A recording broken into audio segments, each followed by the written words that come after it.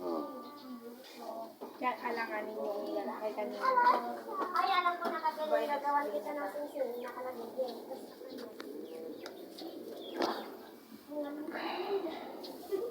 Siyempre, akala nila wala tayong mga pera kasi hindi na may soto. Hindi, ganun talaga.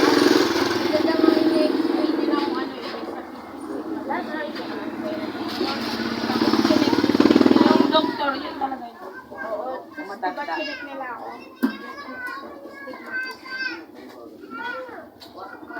Yung matanda, ano niya lang assistant niya, siguro mga panak niya yun, pamangisi. Ang pupugi pa ng mga bata. Gumupugi, para si Kambal. Uwi daw nila si Kambal. Kunin naman nila si Kambal. Kunin daw si Kambal. Dito si Diwan naman ang gusto. Kunin daw nila si Diwan. Kunin nila si Diwan, ipalit nila salamin. Ano ka pinaalak?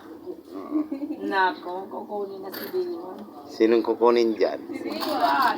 Ipalit sa salamin ni Ate Jopay. Sabi nung bata. Ang pogi nung bata, ano nga? Speaking. Speaking. Oh. Pinakausap yun na sabi ko kukunin niya na daw si Kuya. No, ikaw din na. Go to play. CB1, CB2. Si Diwan. English speaking yan. Si Diwan na kukunin na daw. Hi, English speaking ikaw. Oo. Kukunin na daw sila. English Carabao. Hindi matututo to sa sa kakapanood ng Cocomelon. Di ba mga ano doon? Oo, yung apo ko nanonood eh. Oo, Cocomelon. Nasasanay silang makatuto ng Ng mga English. English. Oo. Marami doon. Ano lang Yung yun. nalagaan ko nga sa Makati, iyak ako na kasi iyak din siya, uwi na ako. Baby pa lang, nalagaan ko na. Hello! Ay! Sino to ma? Si Princess. Sino yan Si pa? Batang Yagit. Yagit.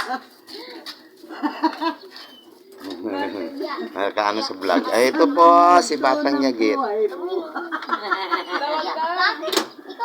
Ikaw si Tatay Jakit. Ito po, si Batang Yagit. Oh, nakasama doon sa vlog si Batang Yagit. Ito si Yagit, oh. Yagit. Ang ganda-ganda niya no ma. Yagit, no? Bombay. Kamukha niya si mama niya. Ayan o, si Batang Yagit. Oh, nakikita niyo yan. Kukunin ko na yan eh. Ampunin na kita para may babae ako, di ba?